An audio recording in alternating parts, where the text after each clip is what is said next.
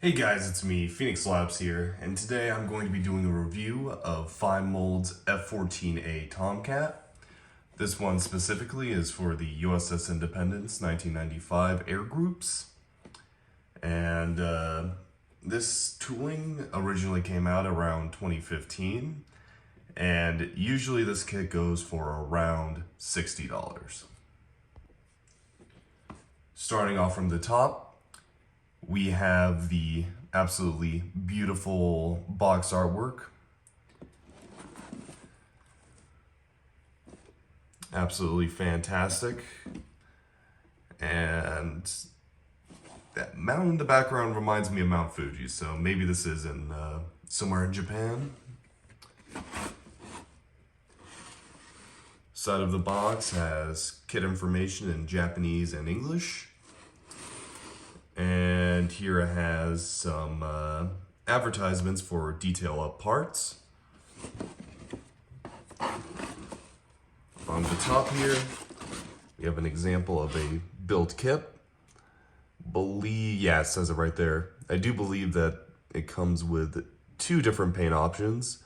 One for freelancers, VF21, and VF154 Black Knights.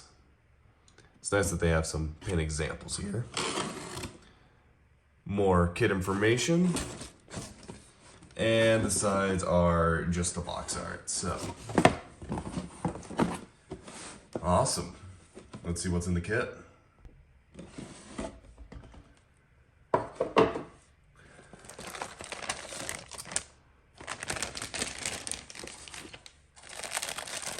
We got 2 bags, and then got decals, 3 bags, then decals, then the instructions. Here we got the clear parts, which I'll be getting out right now. So later in this video, I'm going to be comparing this kit to the Hobby Boss F-14, which is a pretty good baseline F-14. Those parts look nice and clear. Ignore the slightly dirty hands. I just got done painting a bit of my F100. That will be a video that I'll be releasing probably next week.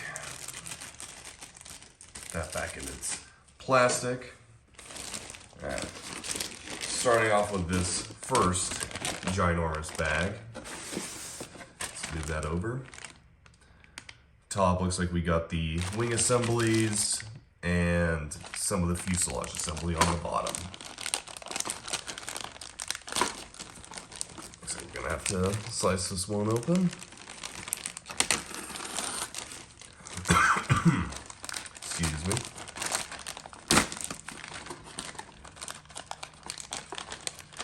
The first bag opened real nice, but this one I guess will not. Bit of a struggle bus there. Alright, so here we have the top of the fuselage. Very, very crisply molded.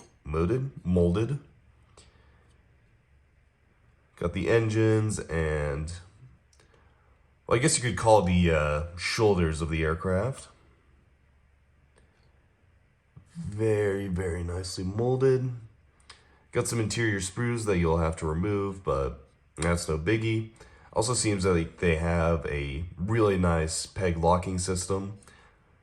It's very nice to see those. You would be surprised how many kits don't have pegs at all, and you have to struggle with them. It seems to be kind of the top of the neck of the aircraft, which seems to be a lot of wires. Seems like we have 2 options. We can display it open or closed. Closed, that part looks extremely well detailed. See if the camera will catch it.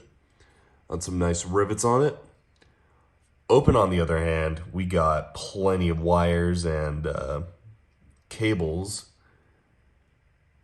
that you can paint, which those are probably going to be really hard to paint, but also I think it's really unique that they have that. Bit of the engine assembly.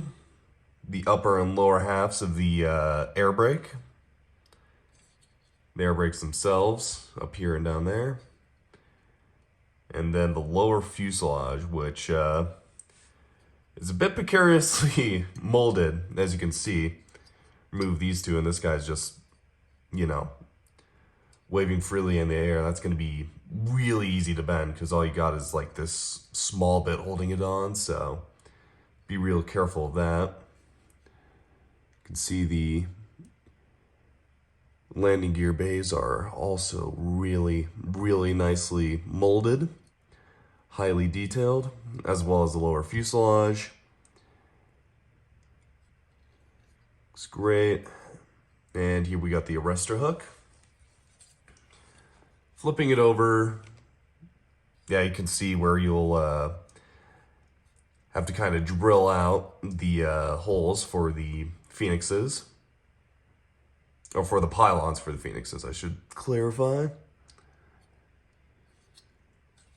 Nice. Set that over here. Talking about pylons for Phoenixes, here we have the pylons for the aircraft, as well as what looks like to be drop tanks.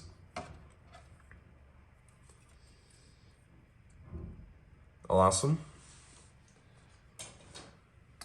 And while we're on the topic of Phoenixes, as you may have saw earlier, the missiles are sold separately, which we will get back to, but this kit does not come with any armaments outside of some drop tanks, so a bit unfortunate, but we'll return to that once we get to the retrospective with the Hobby Boss F-14. In the meantime, we can look at these ailerons and stabilizers, as well as these wings. They don't seem to have the kind of interlocking mechanism that you would see on the Hobby Boss F-14, so these wings probably can't be positioned in any way. Or I shouldn't say positioned, but moved back and forth. Because, as you probably know, the F-14 is a swing wing, which I know for most people that's not a problem. A lot of them think it's a play feature. I personally actually kind of find it pretty convenient because when I want to display it, I like to have the wings out, but when I'm storing it, I like to have the wings inwards, so it's nice to be able to switch between the two. Nice. So that's the first bag. Here we have the second bag of sprues. This one seems to be a bit more dense. Starting off the top here, it seems to have the main fuselage of the aircraft as well as the cockpit. And I'm immediately drawn to these exquisite interior details. Of course, you can obviously have that represented with resin with other kits, but these are already really nicely detailed and absolutely awesome to have on a kit like this. Here we have the Vulcan 20mm autocannon. I guess it's not really an autocannon, but something of the nature. Nicely molded, got some wheels, landing gear bay, lower part of the fuselage for the Phoenixes, nose of the aircraft. No obvious seam line on this guy, so which reminds me, when looking at this, there was a ever so slight, I know I'm getting distracted here, but I forgot to mention it because I got distracted. There is the ever so slight seam line on this cockpit, which is a flaw, but on the Hobby Boss kit, it also has the same flaw, but it's a lot more obvious. On this one, unless you're looking for it, you don't really see it, so obviously for a high skill modeler, you're going to want to deal with that, but for someone who just wants to build a kit, it's not that big of a problem. At least I don't think it's that big of a problem. Here is what looks like to be the assembly for radar. So not only can you have the machine gun bay open, you can also have the radar exposed on this kit, which is always awesome to see. Though admittedly, most of the time I do like to display my kits closed or closed up. Really nice landing gear bay doors with what looks to be molded on arms, which is nice to see, but those are also going to be easy to snap off. Cockpit assembly. Looks really weird, but I'm sure once you put things on it, it'll make more sense. More of the cockpit. Pitot tubes, which we get quite a few of them. Fueling probe. More cockpit assembly. All really nice. And of course, the panel lines on this guy are also amazingly detailed.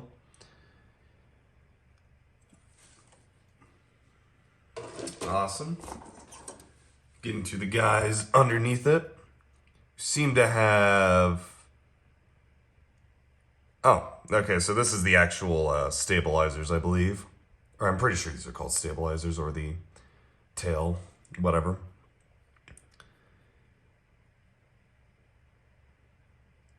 Sweet.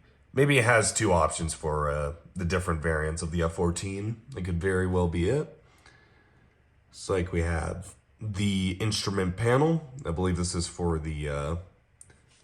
come on, focus. I believe this is for the pilot. Very beautifully detailed. Will look like wheel rims. What looks like a pylon.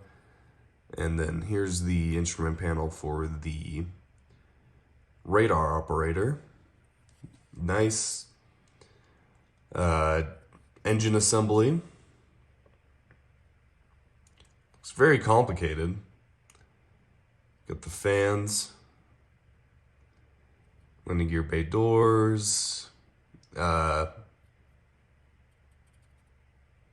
thing that I can't remember the name of off the top of my head. Nice. That guy was calling there. Ejection seats. And the, I'm pretty sure this was the IRST system. Very, very nicely molded. Can definitely get away with not having a resin ejection seat with these. Nicely molded ejection handles.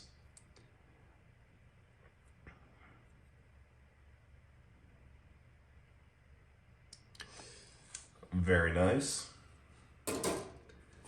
And our final sprue, which looks to be the air intakes, likely more of the assembly of the engine, more air intakes, landing gear, tires, landing gear, something. Some landing gear arms. These, I'm not sure if they're actual canards, but canard-like things that the F-14 has. I believe those are the air ramps, or intake ramps. More of the landing gear, some wheels, and finally, whatever these things are, oh wait, and finally some landing gear bay doors. Nice, and to look at the detail of these guys. It's again, really nice. Sweet. So those were the sprues. Let's take a quick look at these decals. Looks like we get, oh, this opens weirdly. Looks like we get one, which is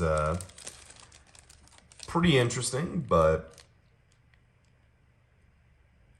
I'm sure these are all adequate. If you have to buy extra decals, then that's going to be kind of annoying to have all the stencils. But these ones look really nice. Stars don't look all fucked up. Looks like we have a high-vis aircraft and a low-vis. These ones were the Black Knights, and these guys were the other ones I can't remember off the top of my head. Of course, decals for the instrument panels. The weird pattern that are on some F-14 air intakes. Not actually sure what they're for. Nice little rainbow USS Independence. Black Knights. Very shiny. And of course the pilot names of these guys. I do kind of dig the low-vis a lot, but I also really like the look of the Black Knights, so it's going to be a hard choice between the two.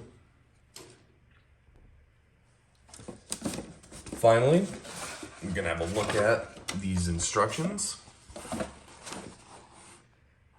Nothing too crazy, no cool ass printing on them. Here we start off with a list of sprues.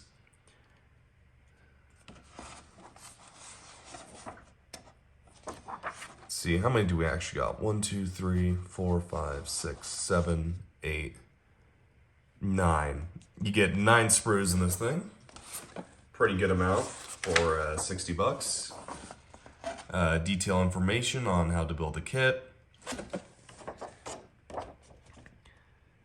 Also, 2 different ways you can display this, and also the list of detail up parts, which during the retrospective, as I said, I'll go over and why I think it should come with missiles. Starting off, we got the ejection seat assembly. All real nice. Got decals and everything. Looks amazing with that final build there. Oh, I know that's the detail up option. Never mind. So, probably end off right there. You're building 2 of those. Starting with the cockpit assembly. We got the pedals and the joysticks. And then you put on the instrument panels, which I somehow missed these instrument panels during the look over, but I'm sure you guys would have saw them. Decals on all of them. Really nice peg system there. And then, of course, you start building the lower landing gear bay, and then you decal the instrument panels. So far, very much following pretty much every F4, or not F4, F-14 assembly I've ever done. Start with the seats, then the cockpit, and then the front landing gear. More assembly. And then here we got the paint callouts for the interior, if you're doing an interior display. And then here, I guess they have the scheme options you can do, which, yeah, no, that's all pretty cool. Probably gonna do the this one here with the 8 missiles. Then you assemble all the previous ones, drill out any holes. Sorry, you guys can see that. Assemble more of the cockpit, more paint callouts. Then you take the you build the engines, which that does seem to be what those are.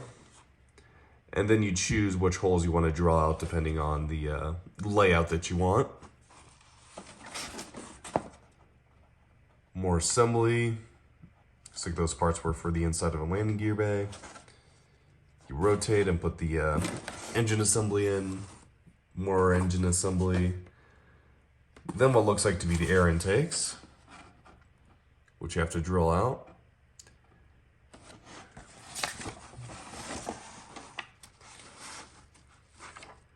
Finish assembling the air intakes and to put them onto the lower half of the fuselage. Start building the upper half. To Gonna have to glue those. Not sure what they do.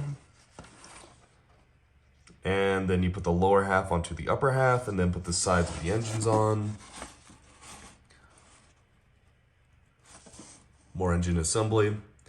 Yes, when you are displaying a F-14 sitting at rest, you do have the one engine closed and one open. Now, I'm sure it wasn't like this all the time, but that's apparently how it's supposed to be set up when it's just sitting there. Arrestor hook.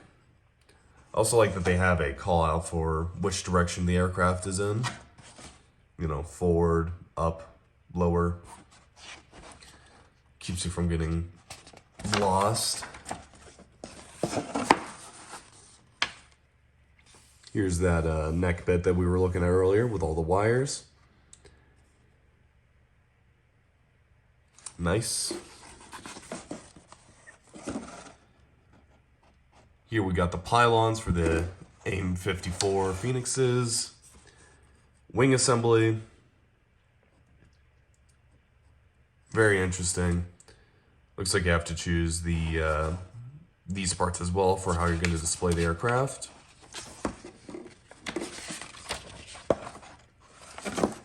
Tail assembly. Landing gear assembly. Landing gear bay doors assembly.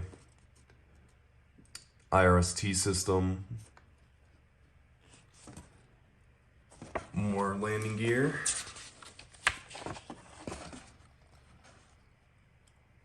Air brakes.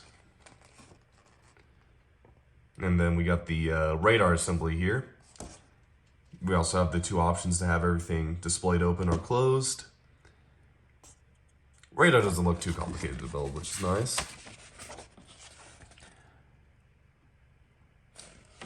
More assembly. And then these parts don't come with the kit, which is annoying. Finally, the canopy assembly, nose assembly, and I guess apparently it has a stand somewhere. Now here we got our decal and paint callouts. It's interesting that they don't have a page dedicated to each specific aircraft, but whatever. All the various decals you'll have, or you'll need. And then the tops of both aircraft. Pretty standard camouflage. I know that the aircraft is gray, but it would have been nice to have color paint maps or paint references. Just because it prevents like confusion, because we're working with like 50 different shades of gray whenever you're doing Navy aircraft. So by 50, I mean like ghost gray. But yeah, no.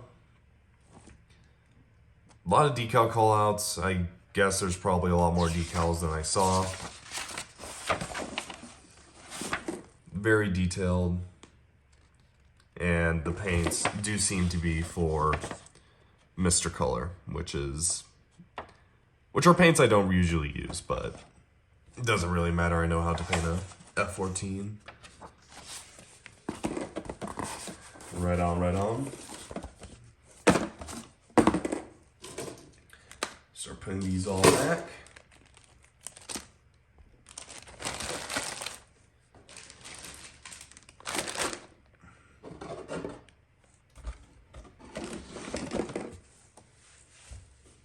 Alright. Overall, this kit looks very highly detailed, plenty of parts. Doesn't look too difficult to assemble, which is really nice. As I said, I kept mentioning the peg system, which looked very convenient to build. I will say I am disappointed that this doesn't come with any air-to-air missile options, just two fuel tanks for its pylons, which if I'm remembering correctly, if you have built the Hobby Boss F-14, you might actually have some missiles left over from that one to use on this guy. So, if you're really desperate, you can do that. But otherwise, I really like that you can display with the radar open and the gun bay also exposed. I think that's really cool. And also the cable-y bits on the neck. I think that's also really unique. I also think it's probably going to be really interesting to paint and also to mask over, but maybe I'm just thinking things are harder than they actually are. So usually this kit goes for around 55 to 60 bucks. That is 1/48 scale F-14 price range, but a 1/48 F-14 is fucking massive, and honestly, unless you have the space for it and the time to build it, I wouldn't recommend a 1/48 F-14. They're just fucking massive, so I actually do prefer a 1/72 scale. Do I think that the price does represent what's in the kit? Yes, for the most part. Usually using the Hobby Boss F-14 as a baseline, which that one was less detailed. I'll get that out of the way. But it did not, it was 30 bucks. So it was less detailed, but 30 bucks, which is half the price of this. But this one does come with a radar that you can have exposed as well as the gun bay, which for resin parts for that, I think it's around 25 bucks. So while those parts might not be as detailed as resin, I'll just be honest about that. You, in theory, technically have like a $25 extra value from that.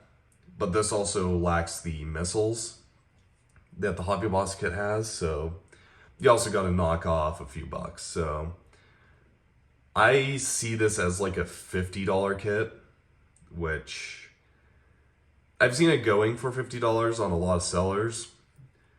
It's a really wide price range because these kits are not, or Finemold kits are not very all that available in the United States, so sellers will either ask for way too much or a reasonable price. So if you do think you're gonna pick up this kit, I'll try to spend around 50 bucks for it. So that's the basic retrospective, and goodbye. Have a good one.